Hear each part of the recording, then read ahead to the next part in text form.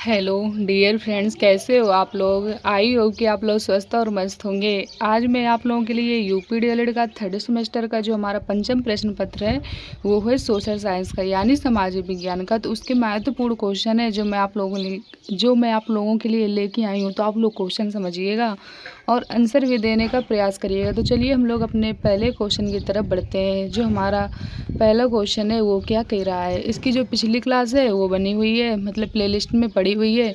तो वहाँ पर भी आप लोग देखिएगा जाके वहाँ पे क्वेश्चन पढ़े। तो जहाँ तक मैंने क्वेश्चन करा दिया उसके आगे है, ठीक। तो चलिए हम लोग समझते हैं। क्वेश्चन कह रहा है औरंगजेब का जन्म कब हुआ था। क्वेश्चन क्या कह रहा है, क्वेश्चन कह रहा है कि जो औरंगजेब थे तो इनका जन्म कब हुआ था। तो चलिए जानते हैं, मतलब जन्म भी जानते हैं और थोड़े इनके बारे में डिटेल में पढ़ते हैं। कहा जा रहा है कि औरंगजेब के पिता का नाम शाहजहां तथा माता का नाम मुमताज़ था। इनके जो पिता थे उनका क्या नाम था, पिता का नाम शाहजहां था और जो माता थी उनका नाम क्या था, उनका नाम था मुमताज़ था, ठीक। और क्या कहा जा रहा है, और कहा जा रहा है कि उसका जन्म, किसका जन्म, औरंगजेब का जन्म कब हुआ था। 3 नवंबर 1618 ईस्वी को उज्जैन के निकट दोभद नामक स्थान पर हुआ था। तो इनका जन्म कब हुआ था, 3 नवंबर 1618 को उज्जैन के निकट दोभद नामक स्थान पर हुआ था, ठीक। अब चलिए हम लोग अपने अगले क्वेश्चन की तरफ बढ़ते हैं। अगला क्वेश्चन है वो क्या कह रहा है, अगला क्वेश्चन कह रहा है कि दीवान ए खास तथा दीवान ए आम किस शासक द्वारा बनाए गए। तो ये बनाए गए शाहजहां के द्वारा। किसके द्वारा बनाए गए, शाहजहां के द्वारा बनाए गए। अब चलिए अगले क्वेश्चन को समझते हैं। अगला क्वेश्चन है हमारा वो क्या कह रहा है, अगला क्वेश्चन कह रहा है कि निम्नलिखित में से धात्विक पदार्थों को छांटिए। एक मतलब धात्विक होता है और एक अधात्विक होता है। तो इसमें कहा गया जो धात्विक पदार्थ हैं वो कौन कौन से हैं, इनके अंतर्गत क्या करना है, आपको छांटना है। लोहा, गंधक, अभ्रक, तांबा, सोना और कोयला। तो इसमें जो धात्विक हैं वो कौन कौन से हैं, लोहा हो गया, तांबा हो गया और कौन हो गया, सोना हो गया। कौन कौन हो गया, लोहा हो गया, तांबा हो गया और सोना हो गया। और जो बाकी के बच्चे वो किस में चले गए, वे चले गए आधात्विक में। कौन कौन चले गए, गंधक चला गया। गंधक को हम लोग किस नाम से जानते हैं, सल्फर के नाम से जानते हैं, ठीक। और जो एक अभ्रक हो गया और कोयला हो गया, कोयले को हम लोग और किस नाम से जानते हैं, कोयला को हम लोग कार्बन के नाम से भी जानते हैं, ठीक। तो इसमें जो आधात्विक हो गए हमारे वो कौन कौन हो गए, लोहा हो गया, तांबा हो गया और क्या हो गया, सोना हो गया। अब चलिए अगले क्वेश्चन की तरफ बढ़ते हैं। अगला क्वेश्चन है हमारा वो क्या कह रहा है, अगला क्वेश्चन कह रहा है कि भारतवर्ष में सबसे अधिक सोना किस स्थान पर पाया जाता है। क्वेश्चन क्या कह रहा है, क्वेश्चन कह रहा है कि भारतवर्ष में सबसे अधिक सोना किस स्थान पर पाया जाता है। तो ये पाया जाता है कर्नाटक में कोलार की खानों में। कहाँ पे पाया जाता है, कर्नाटक में कोलार की खानों में पाया जाता है। क्या पाया जाता है, सर्वाधिक सोना। अगला क्वेश्चन कह रहा है कि बाक्साइड का एक उपयोग बताइए। जो बाक्साइड होता है इसका उपयोग बताना है कि जो बाक्साइड होता है इसका उपयोग कहाँ पर होता है। तो हवाई जहाज निर्माण में क्या होता है, इसका उपयोग होता है। कहाँ पर होता है, हवाई जहाज निर्माण में होता है इसका उपयोग, ठीक। अब चलिए हम लोग अपने अगले क्वेश्चन की तरफ बढ़ते हैं। अगला क्वेश्चन कह रहा है कि किस योजना यानी पंचवर्षीय योजना का मुख्य उद्देश्य समावेशी विकास है था। क्वेश्चन क्या कह रहा है, क्वेश्चन कह रहा है कि किस योजना यानी पंचवर्षीय योजना का मुख्य उद्देश्य समावेशी विकास था। तो इसका आंसर है वो समझते हैं 12वीं पंचवर्षीय योजना जो 2012 से 2017 की थी। इसका मुख्य उद्देश्य क्या था, समावेशी विकास था। और समावेशी विकास मतलब क्या होता है कि सभी बच्चों में बिना भेदभाव के क्या उनको, मतलब सभी बच्चों को अच्छे से शिक्षा प्रोवाइड कराई जाए, मतलब किसी भेदभाव की, जिससे क्या हो सभी बच्चे आगे बढ़ सकें, ठीक। ये हमारी समावेशी शिक्षा होती है और यही समावेशी शिक्षा का विकास हो गया। अब चलिए अगले क्वेश्चन की तरफ बढ़ते हैं। अगला क्वेश्चन कह रहा है कि अणु शक्ति ऊर्जा संरक्षण केंद्र की स्थापना कब की गई। क्वेश्चन क्या कह रहा है, क्वेश्चन कह रहा है कि अणु शक्ति ऊर्जा संरक्षण केंद्र की स्थापना कब की गई। तो ये की गई थी 1962 में। कब की गई थी, 1962 में की गई थी। अब चलिए अगले क्वेश्चन को समझते हैं। अगला क्वेश्चन कह रहा है कि शीतोष्ण प्रदेश में पाए जाने वाले 2 पशुओं के नाम लिखिए। क्वेश्चन क्या कह रहा है, क्वेश्चन कह रहा है कि शीतोष्ण प्रदेश में पाए जाने वाले 2 पशुओं के नाम लिखिए। तो ये हो गए जंगली घोड़े और क्या हो गई, जंगली भैंसें हो गई। क्या क्या हो गए, जंगली घोड़े और जंगली भैंस हो गई। अगला क्वेश्चन कह रहा है कि हुमायूं के असफलता के 2 कारण लिखिए। क्वेश्चन क्या कह रहा है, क्वेश्चन कह रहा है कि हुमायूं की असफलता के 2 कारण लिखिए। यानी जो हुमायूं थे तो वो असफल हो गए थे, तो इनके कारण क्या थे, इनके कारण के बारे में पूछा जा रहा है। तो पहला कह रहा है हुमायूं की भूलें तथा हुमायूं के सगे संबंधी, इनकी वजह से वो क्या हो गए थे, असफल हो गए थे। ठीक, अगले क्वेश्चन को समझते हैं। अब अगला जो क्वेश्चन है वो क्या कह रहा है, अगला क्वेश्चन कह रहा है कि जहांगीर द्वारा विजित 4 राज्यों के नाम लिखिए। क्वेश्चन क्या कह रहा है, क्वेश्चन कह रहा है कि जहांगीर द्वारा विजित 4 राज्यों के नाम लिखिए। तो पहला हो गया कंधार, दूसरा हो गया मेवाड़, तीसरा हो गया अहमदनगर, और जो चौथा है वो हो गया कांगड़ा। ठीक, ये क्या थे, ये जहांगीर द्वारा विजित 4 राज्य थे। ठीक, अगला क्वेश्चन कह रहा है कि औरंगजेब ने दक्षिण भारत में किन राज्यों पर आक्रमण किया। तो इन्होंने किस किस पर आक्रमण किया, बीजापुर तथा गोलकुंडा पर किया था। क्या किया था, आक्रमण किया था। अब चलिए अगले क्वेश्चन को समझते हैं। अगला क्वेश्चन है हमारा वो क्या कह रहा है, अगला क्वेश्चन कह रहा है कि भारत ने अंग्रेज और फ्रांसीसियों के बीच संघर्ष के 2 कारण लिखिए। क्वेश्चन क्या कह रहा है, क्वेश्चन कह रहा है कि भारत ने अंग्रेज और फ्रांसीसियों के बीच संघर्ष के 2 कारण लिखिए। तो क्या क्या कारण थे, पहला कह रहा है भारत में व्यावसायिक प्रतिस्पर्धा तथा अंग्रेज तथा फ्रांसीसियों की राजनीतिक महत्वाकांक्षाएं। ठीक, अगले क्वेश्चन को समझते हैं।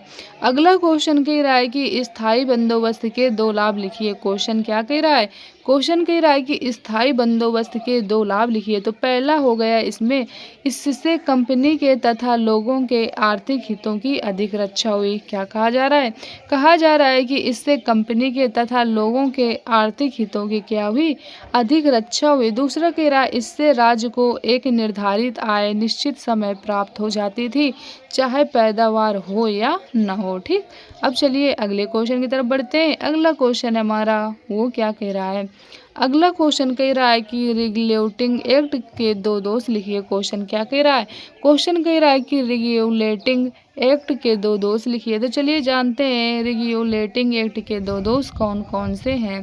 पहला कह रहा है गवर्नर जनरल का परिषद की दया पर निर्भर होना, दूसरा कह रहा है सर्वोच्च न्यायालय का अस्पष्ट क्षेत्र अधिकार। ठीक, अगले क्वेश्चन को समझते हैं।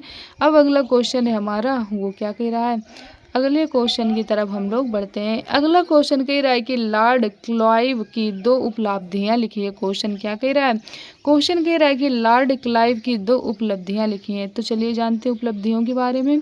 पहली करें आकार्ड की विजय तथा ईस्ट इंडिया कंपनी की शक्ति बढ़ाना, ये क्या थी, ये उपलब्धियां थी। ठीक, अगला क्वेश्चन कह रहा है संसद के 3 अंग कौन कौन से हैं, दोनों सदनों के नाम लिखिए। तो संसद के 3 अंग कौन कौन से हैं, राष्ट्रपति, लोकसभा तथा क्या हो गया, राज्यसभा। इसमें 2 सदनों की बात की गई है, हम लोगों ने क्या किया, तीनों जान लिए कौन कौन से होते हैं, राष्ट्रपति, लोकसभा और क्या होता है, राज्यसभा होता है। अब चलिए अगले क्वेश्चन की तरफ बढ़ते हैं।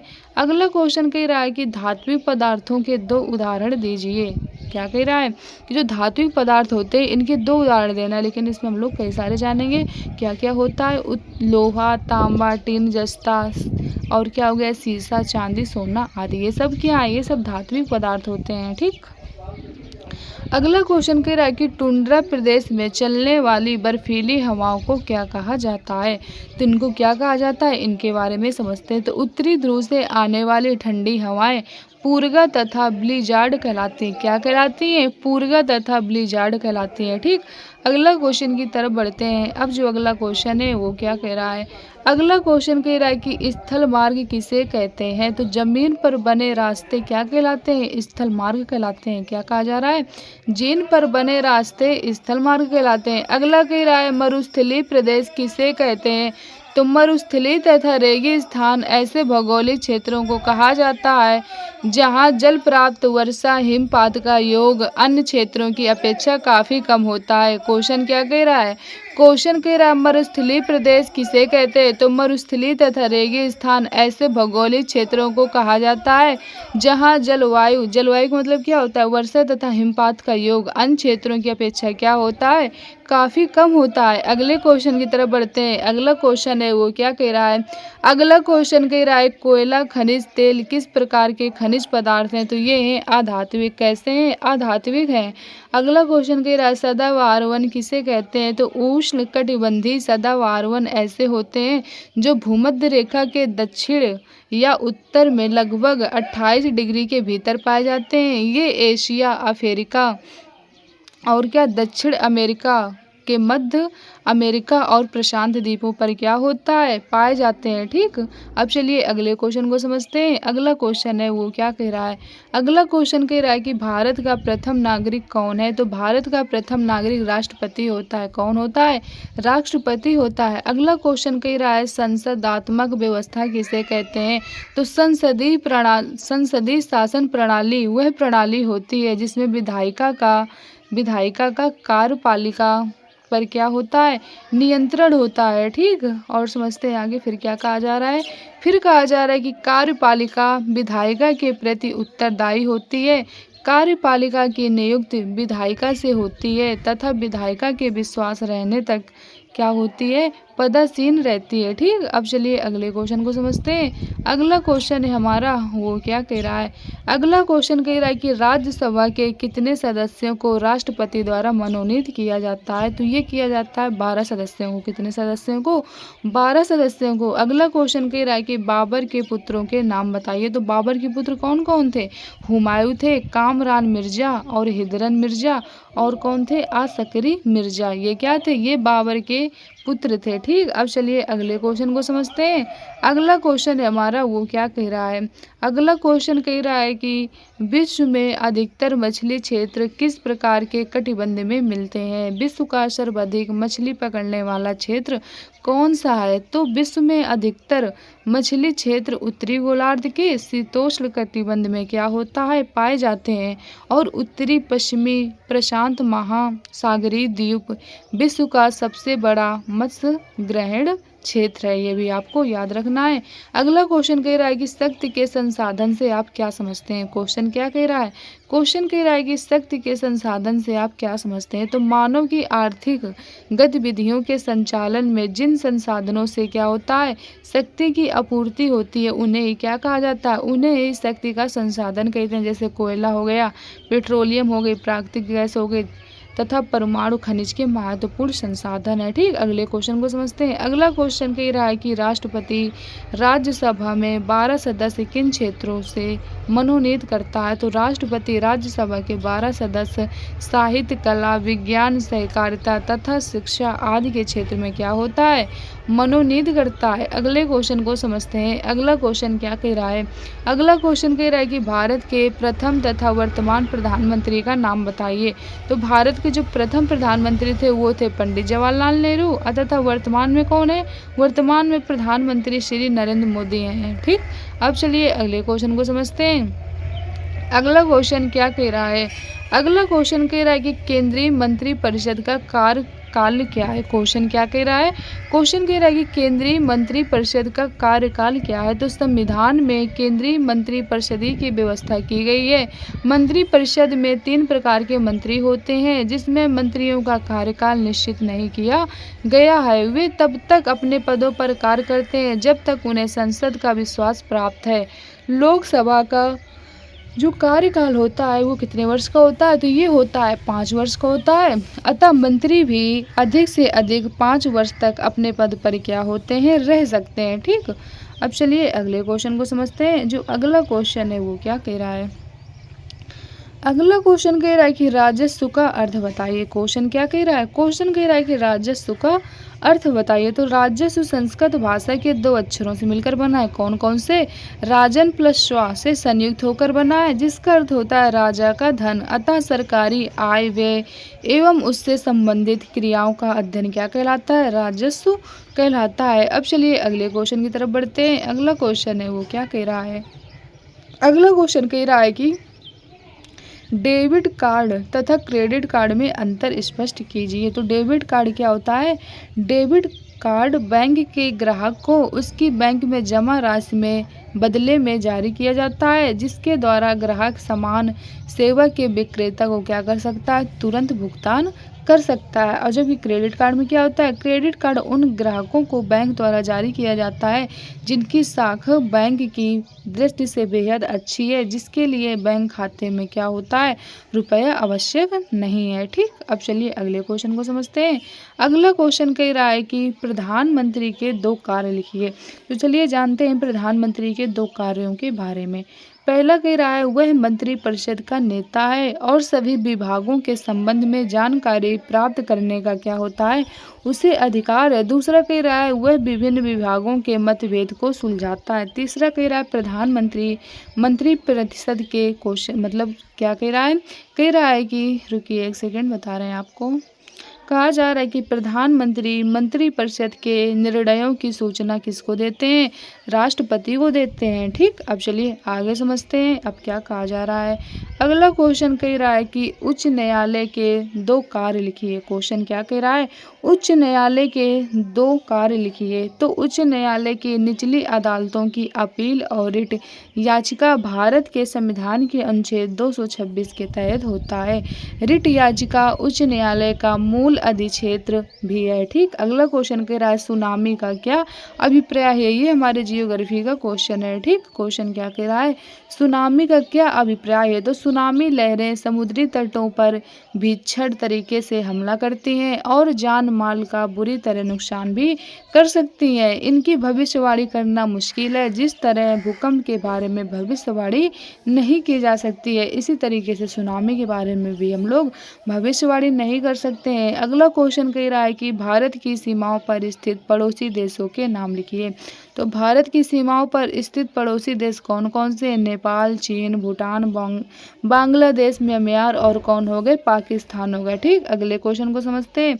अगला क्वेश्चन हमारा क्या कह रहा है? अगला क्वेश्चन कह रहा है कि मनसबदारी प्रथा का प्रचलन किस काल में तथा किसके द्वारा हुआ था? तो मनसबदारी प्रथा का प्रचलन मुगल काल में तथा अकबर द्वारा 1575 ईस्वी में किया गया था। ठीक, अगले क्वेश्चन को समझते हैं। अगला क्वेश्चन कह रहा है कि शिवाजी द्वारा लगाए गए 2 करों के नाम लिखिए। तो शिवाजी द्वारा लगाए गए 2 कर निम्नवत हैं। कौन कौन? चौथ और कौन? सरदेशमुखी। अगला क्वेश्चन कह रहा है राज्य अपहरण नीति को लागू करने वाला गवर्नर जनरल कौन था?